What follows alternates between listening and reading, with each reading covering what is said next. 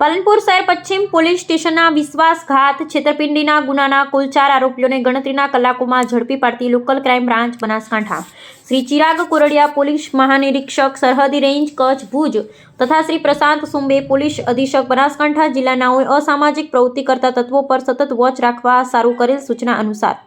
police inspector Shri એવી Desai LCB Banaskantha નાઓને અસામાજિક પ્રવૃત્તિ કરતા તત્વો પર સતત વોચ રાખવા તથા ગુનાહિત જણાઈ આવે કાયદેસરની કાર્યવાહી કરવા જુદી જુદી ટીમોનું ગઠન કરેલ તેના ભાગરૂપે પાલનપુર શહેર પશ્ચિમ પોલીસ સ્ટેશન વિસ્તારમાં ફરિયાદી શ્રીના સગા વહાલાના દીકરા દીકરી કોઈને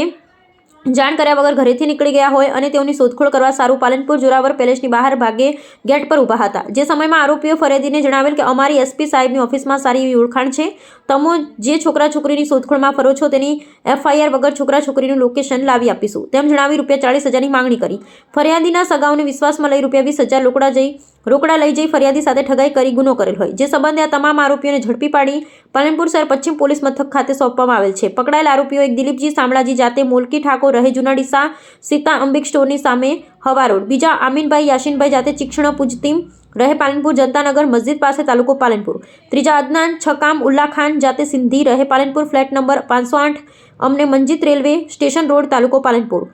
ચોથા મોમીન વાકુબભાઈ જાતે બાકોશ રહે પાલનપુર મહાતપુરા માલણ દરવાજાના